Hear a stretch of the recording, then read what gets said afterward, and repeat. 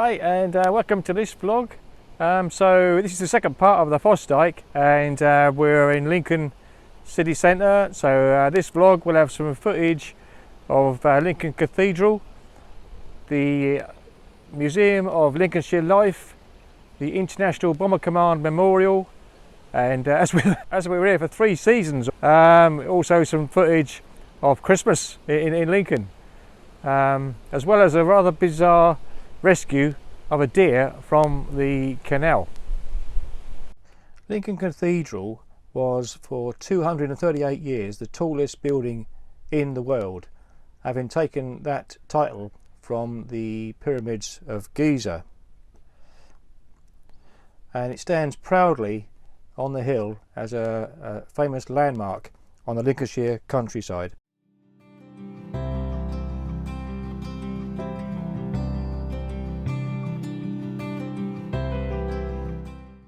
Boasting beautiful Gothic architecture,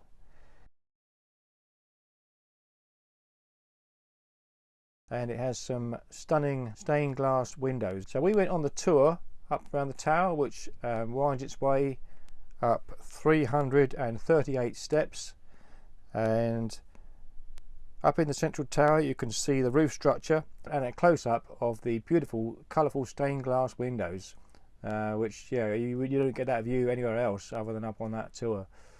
That was well worth going to see.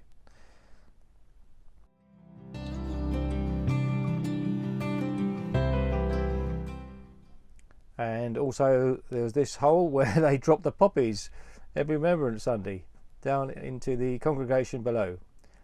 And there's some stunning views from up here. We had 2 viewpoints from the tower. This is looking south over the city, and the Lincolnshire Wolds in the distance. And this view here, you've got the Siemens Energy factory, which is the largest employer in Lincoln, South Common, and you can see Bomber Command just highlighted in the distance there.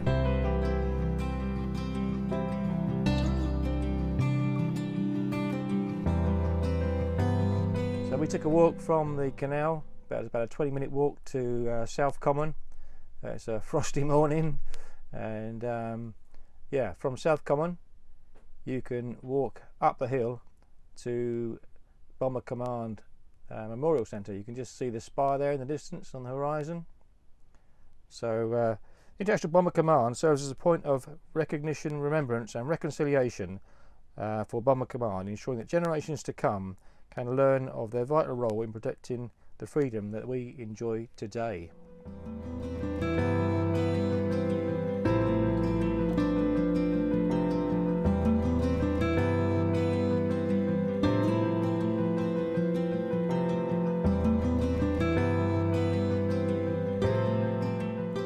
The memorial spire, walls of names, peace gardens and visitors centre mark the service and sacrifice of nearly 58,000 World War II air crew, ground crew and support staff from 62 nations who lost their lives serving Bomber Command.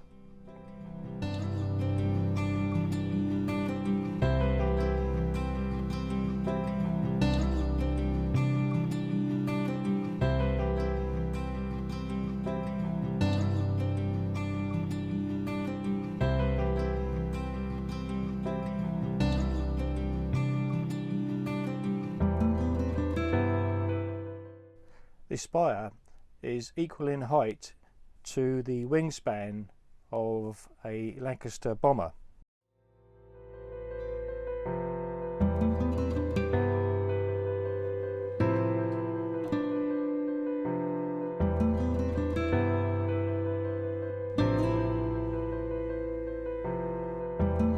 And it focuses on the city's cathedral, and for many of the men who are named on the accompanying walls, the cathedral provided their last sight of Britain. I went on one of the guided tours of the Spire Memorial and Peace Gardens, which provided a great insight into how Bomber Command operated and the purpose of this memorial. The Museum of Lincolnshire Life is a celebration of culture of Lincolnshire from 1750 right up to the present day, and it's housed in the old barracks in the cultural quarter of the city. It's got over 250,000 artefacts, and the museum showcases the city's commercial, agricultural and industrial past, including these old traction engines and tractors and other agricultural machinery by local companies such as Clayton and Shuttleworth, Roby, Rushton and Proctor, Field Marshall and Foster's.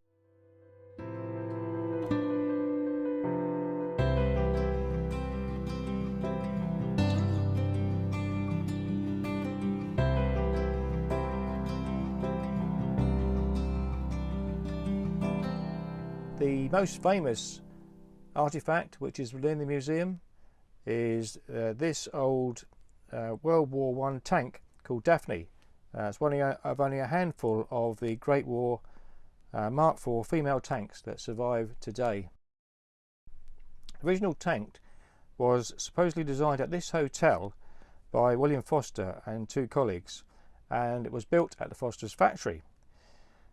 So without the tank, the stalemate of the Great War would have carried on perhaps well into the 20s, and thousands more lives would have been lost then and into the future.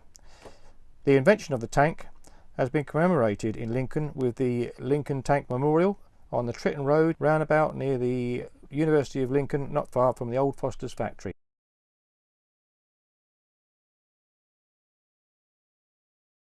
In October, the National Cycle Championships came to Lincoln over 4 days in and around the city, and I went along to witness this ladies' race.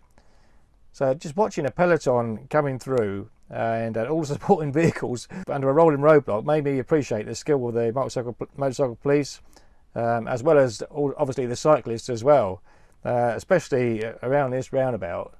The conditions weren't that great. It was wet, and yeah, on those narrow tyres, it's amazing how they managed to stay upright.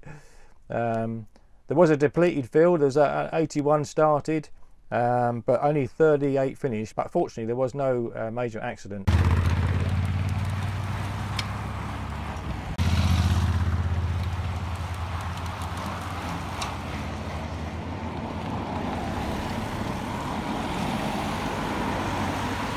So like I said, we were here for quite a few seasons, and we were actually here over Christmas in Lincoln.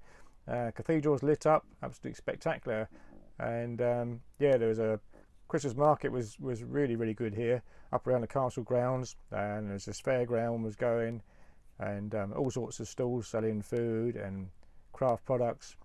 Yeah, it was very popular. Really busy the city was while the market was on.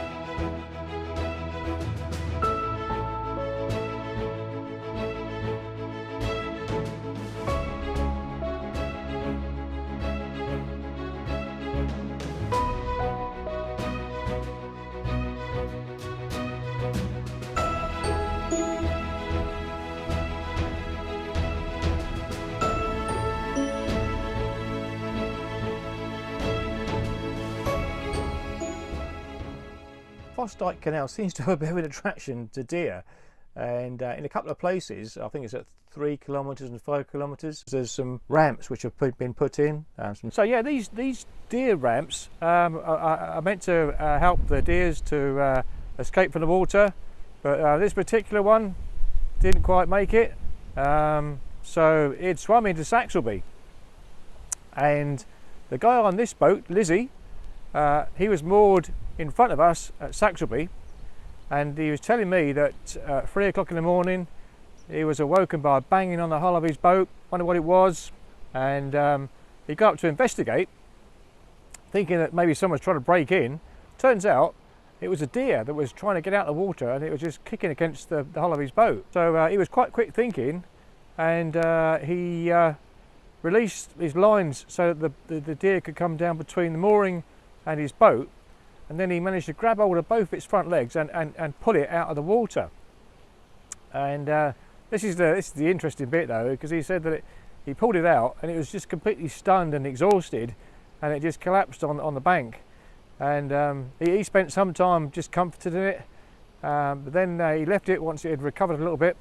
He went back to bed and he woke up to make a cup of tea at 6 o'clock in the morning, and the deer was still there.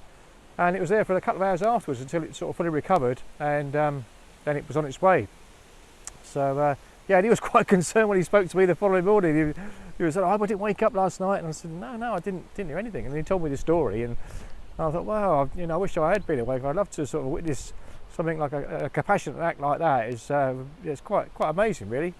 And it turns out it's not the only one, because I was looking on the internet for information on the deer on the Fossdyke, and I come across a news article from 2019 where in broad daylight this guy had seen a deer struggling in the canal, and he'd stripped off, jumped in, and rescued this deer, and there's some footage of it online.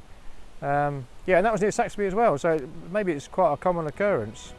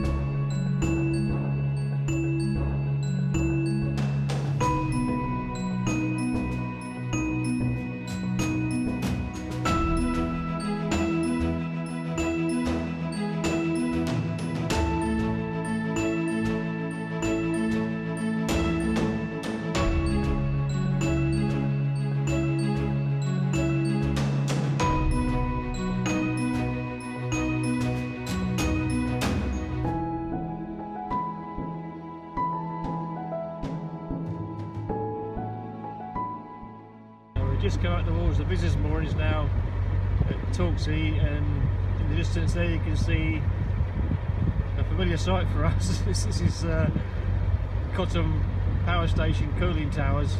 I think it's no longer, I think it's decommissioned now, it's no longer used, Cotton Power Station, but it's something that's been on the landscape for us since September, when we broke down on the Trent, and it's quite close to Torksey. So yeah, it's quite a familiar sight for us. So we just got to go up around the corner here now, and we've got the moorings where we're going to stay until Sunday morning when we're going out to the Trent up to Weststock.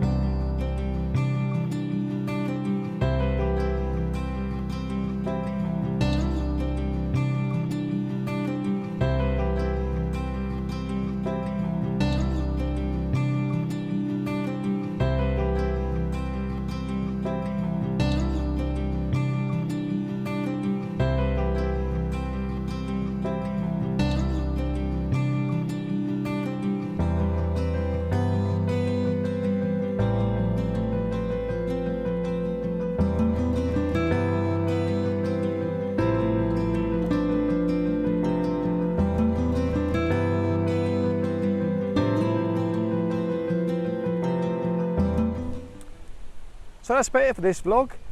That covers all our time on the Fossdyke Canal and going back out onto the Trent. So from there we went up to West Stockwith onto the Chesterfield Canal, and that'll be a subject of one of the future vlogs that I'll do.